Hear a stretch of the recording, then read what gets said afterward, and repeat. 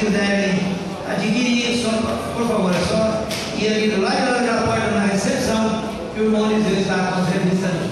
Amém? As crianças, lá embaixo tem professores, as crianças devem descer, tem trabalho lá para as crianças.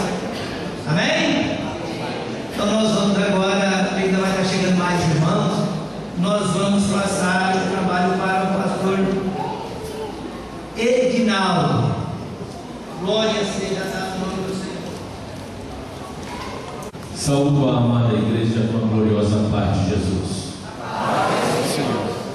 Quero dizer que é uma alegria para mim estar aqui com Glorinha. Conhecem a Glorinha? Já foram apresentadas, né? Glorinha, minha querida esposa, que me acompanha. Aliás, quem é convidada é ela, eu a acompanho. E agradeço já em primeira mão a disposição do pastor Gerson Torrezano, da sua esposa, pastora Sueli, em nos trazer aqui, a mim e a Glorinha, acatando uma sugestão do pastor Samuel, que nos referendou para estarmos nos campos das igrejas aqui do Ministério de Madureira, no estado de São Paulo. Já temos percorrido algumas igrejas e estamos agora com um privilégio dado a nós por Deus aqui em Americana. E ontem eu também estava em Brasília, apenas que não avistei o pastor Gerson, mas digo da alegria, mais uma vez, em estar entre os meus irmãos.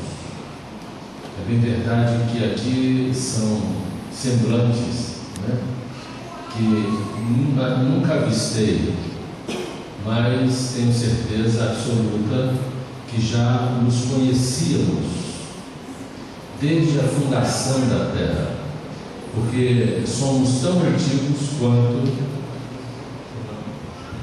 Há um pedido da irmã Sara para duas irmãs que trabalham com criança nas congregações para descer e ajudar ela, porque tem muita criança para ela sozinha lá.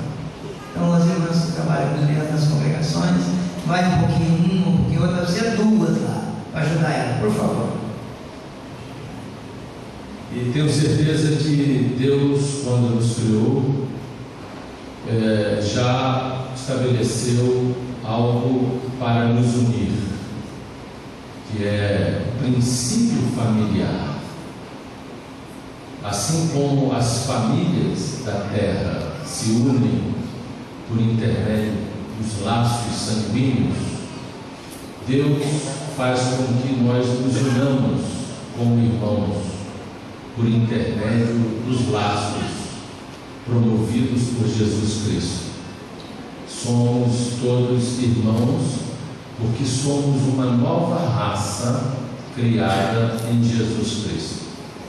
Se o mundo não conhecer a este Jesus, o mundo ímpio e incrédulo tem apenas uma relação do DNA do primeiro Adão, mas Deus separou um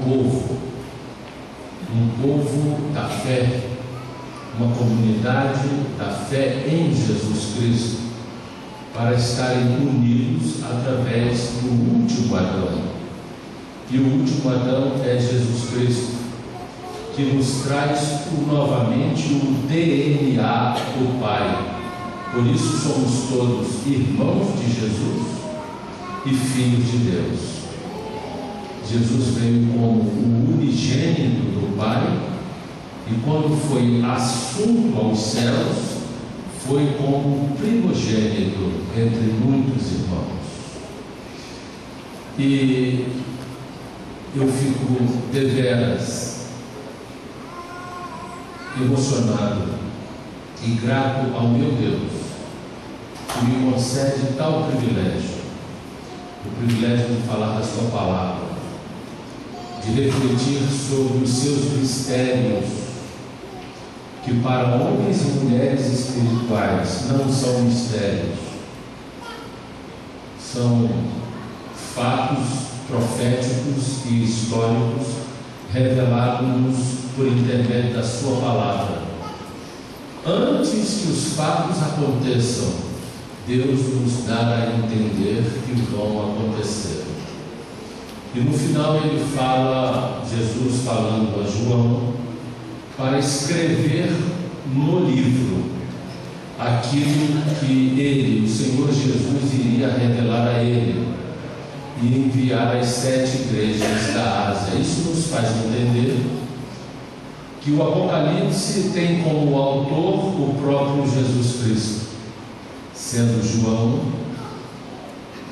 o editor, para nos fazer entender o desfecho da história humana, para nos fazer entender o escatom de Deus, para nos fazer entender as últimas coisas, não o fim do mundo, como dizem por aí, mas as últimas coisas, os últimos dias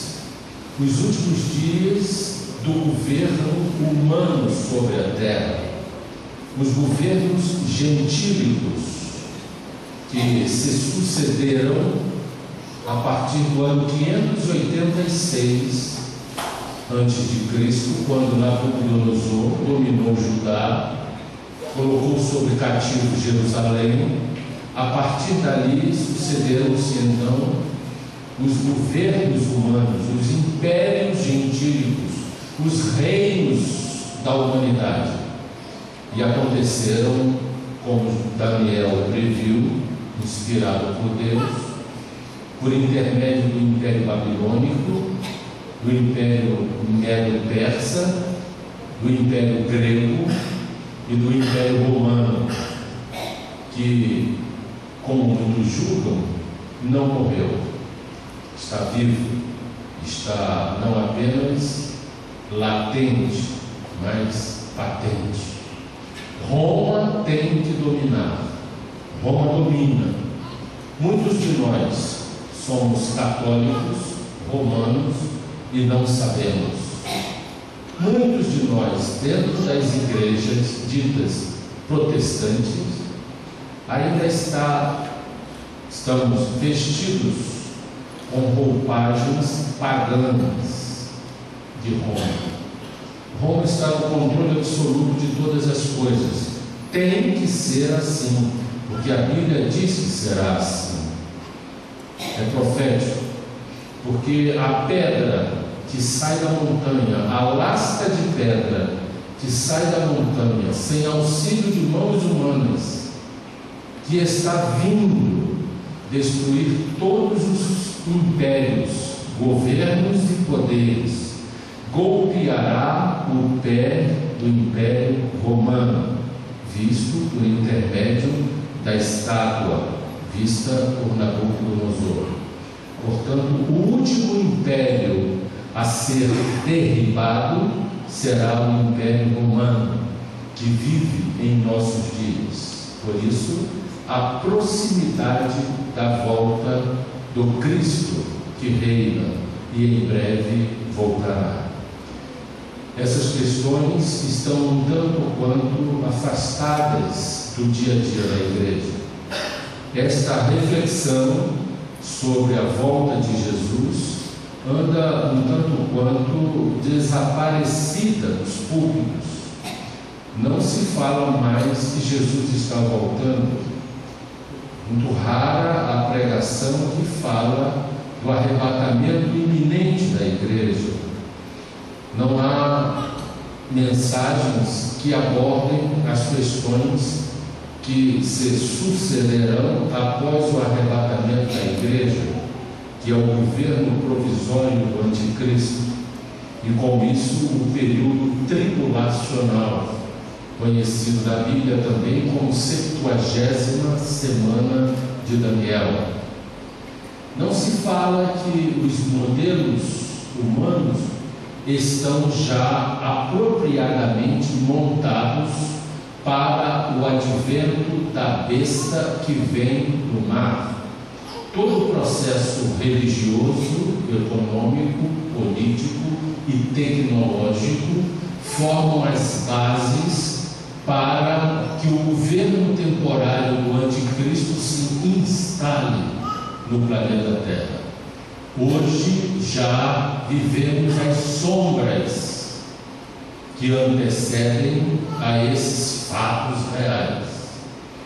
Hoje, já aqui neste ambiente, nesta casa de oração, todos nós, dos menores aos maiores, homens e mulheres, crianças e anciãos, estão debaixo do controle do último império gentílico. Uma criança de colo, estou vendo daqui, já estava no seu registro nos cartórios de registro civil. Ali o governo já tem ciência da existência deste pequeno ser. Todos nós portamos um numeral, que por intermédio deste numeral somos conhecidos em todo o Brasil e também nos meios da inteligência da polícia global do mundo, através do CPF. O cadastro de pessoa jurídica ou CPF, pessoa física, será, na verdade, um protótipo, será um modelo inicial daquilo que o Apocalipse capítulo 13 mostra que será a marca da besta. A besta, na verdade, não podemos confundir com os nossos vizinhos, nem do lado direito, nem do lado esquerdo, da frente ou da retaguarda. É bom lembrar que os nossos vizinhos são uma bênção. Muitos deles ainda não encontraram a Jesus Cristo, mas são alvos das nossas orações e da nossa ação missionária. A besta, na verdade, na linguagem bíblica, se refere ao poder político. A besta se refere ao governo mundial, aos impérios que dominavam o mundo e ao último império que dominará o mundo globalizado. Se a Babilônia de Nabucodonosor dominou parte do velho mundo, parte da Europa, um pedaço da Ásia, o império da Média e da Pérsia ampliou um pouco essas divisas.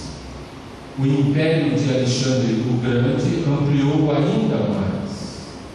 Roma dominou todos esses impérios e a Roma dos nossos dias domina todo o planeta Terra. Não há mais barreiras nem divisas territoriais. As divisas agora são divisas virtuais, estabelecidas pela ação econômica, pelo modelo econômico, pelas bolsas de valores, pelos satélites, pela comunicação e pelo controle global da economia.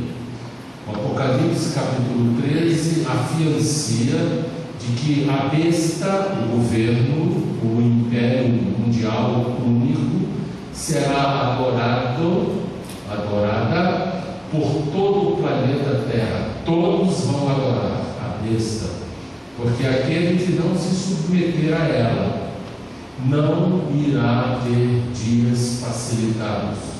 Pelo contrário, muitos pagarão esta insubordinação com a própria vida.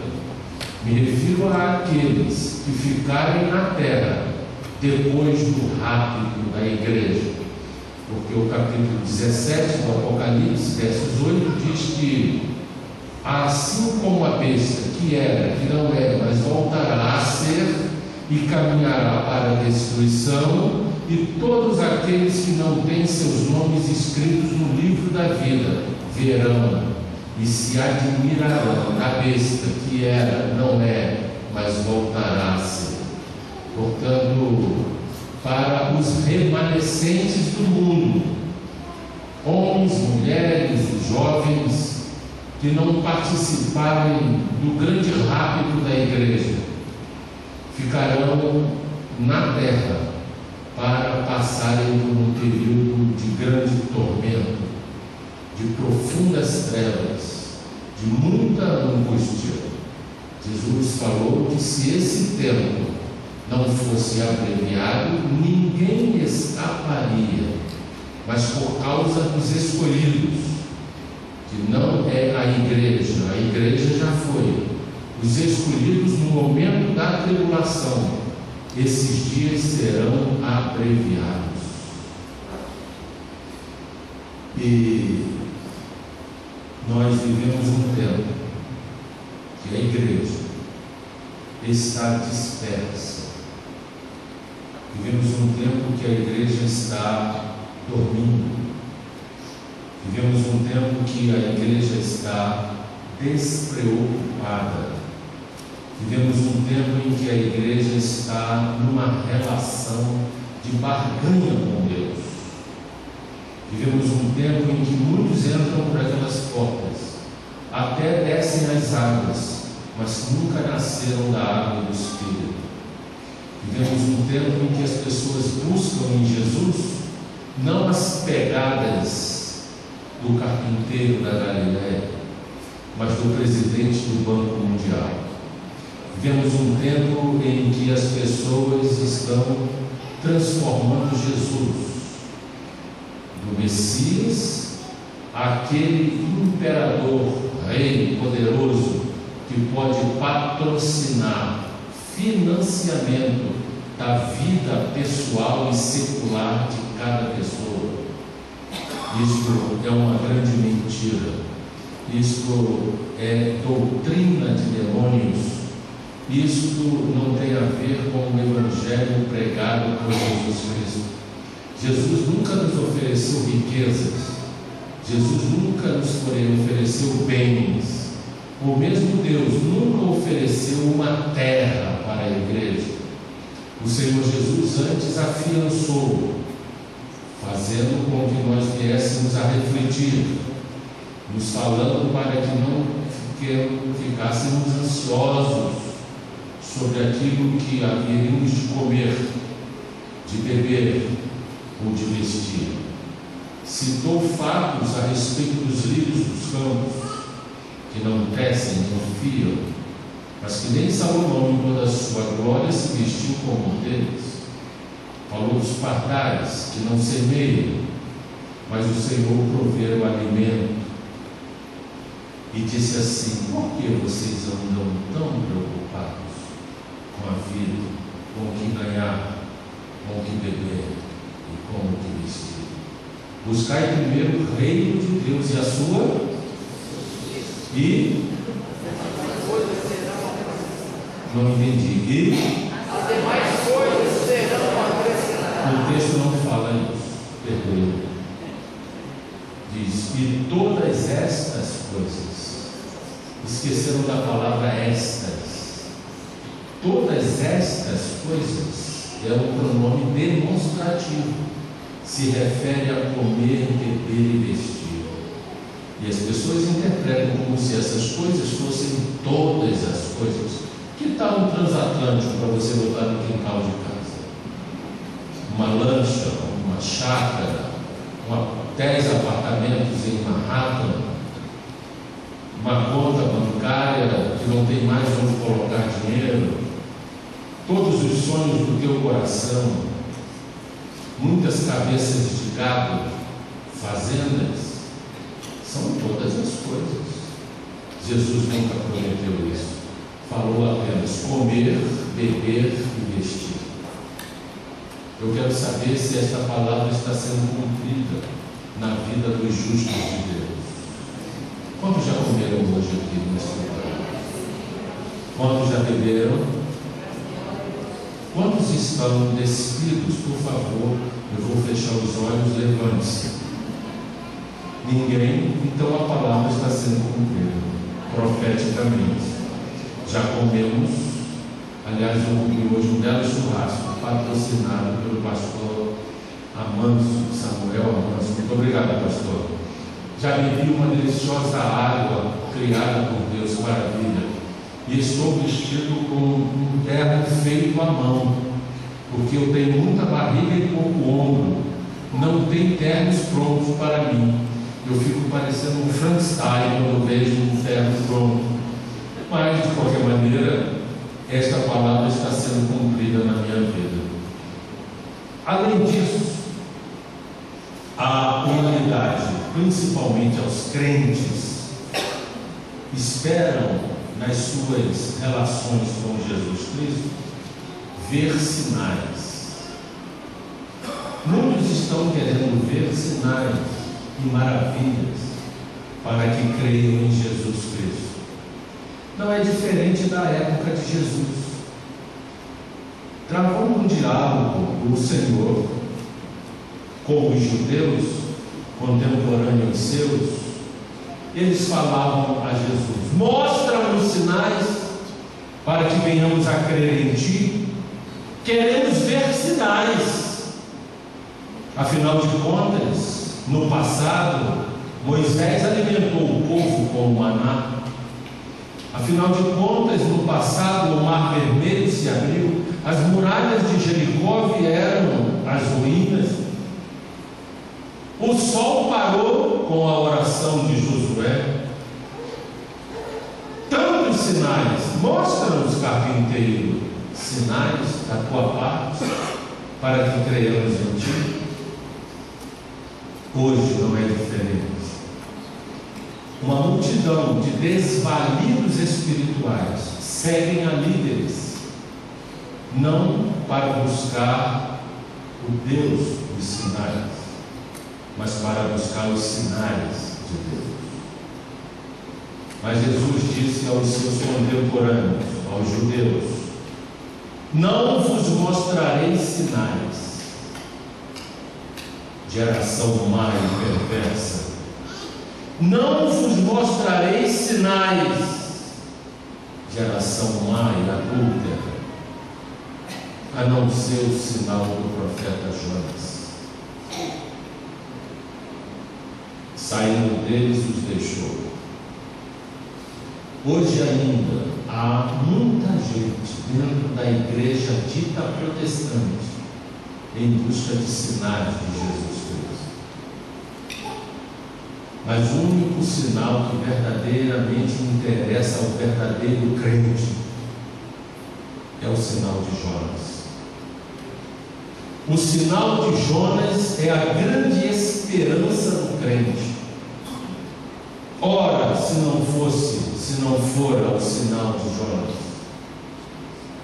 Assim como Jonas foi engolido pelo grande peixe, ali ficando por 3 dias, e no terceiro dia, sendo expelido, cuspido na praia, saiu com vida daquele túmulo, o Senhor também desceu ao ventre da terra, e ali ficando 3 dias, inanimado, ao terceiro dia ressurgiu, vivo para sempre. Ressuscitou, ressuscitou, ressuscitou, ressuscitou, ressuscitou. Não ressuscitou como Lázaro ressuscitou, não ressuscitou como Talita ressuscitou, não ressuscitou como um soldado que caiu no túmulo de Eliseu ressuscitou. Estes e outros ressuscitaram, voltaram à vida e voltaram a morrer. Jesus é o primeiro, é a primícia, é a primazia dentre os ressurretos, porque ressuscitou e está vivo, e vivo para sempre. Glória a Deus. E este é o sinal de Jonas, a ressurreição de Jesus Cristo. O que é suficiente para mim e o que é suficiente para ti, e que é o suficiente para nós. Porque se Ele ressuscitou e Ele é a primícia, eu estou na fila e sou o segundo a ser ressuscitado. Alguém mais é o segundo? Glória a Alguém Deus. mais é o segundo? Glória a Deus. Estamos aguardando este momento da ressurreição dos que já dormem no pó da terra, os que dormem em Cristo, aqueles que participarão da primeira ressurreição. E quase que simultaneamente, nós, os que estivermos vivos, no momento do soar da última trombeta, num piscar de olhos, num tempo minúsculo, os mortos ressuscitarão e nós seremos transformados.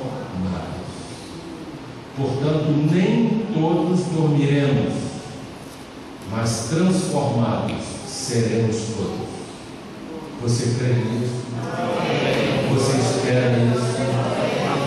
Você sabe que você vai herdar a última vitória? Quantos querem vitória aqui? Vitória sobre o quê? Sobre a saúde, sobre as finanças, sobre os relacionamentos, ou vitória sobre a morte? Só Ele lhe concede a vitória sobre a morte. Onde está, ó morte, a tua vitória? Onde está, ó morte, o teu aguilhão? A vitória da morte é o pecado. Graças a Deus que nos dá a vitória por intermédio de Jesus, o Senhor. E esta vitória vai nos garantir que um dia saiamos do cronos, do tempo que nos mata aos poucos, do tempo que nos faz perecer, do tempo que é ínfimo, fugaz, efêmero e passageiro. Sairemos deste tempo, cujo final é a morte, para entrarmos no tempo eterno. Sairemos do cronos para entrarmos no kairos. Sairemos do mundo dos viventes para entrarmos no mundo dos vivos eternos. Você quer isso? Você crê nisso? Glória a Deus. E como você passará a esse tempo? Como um objeto não identificado? Como um extraterrestre? Como um avatar? Talvez como um demiurgo, uma divindade estranha? Não. Você passará a eternidade, e eu também, como um ser humano, com um corpo glorificado. Glória a Deus. Assim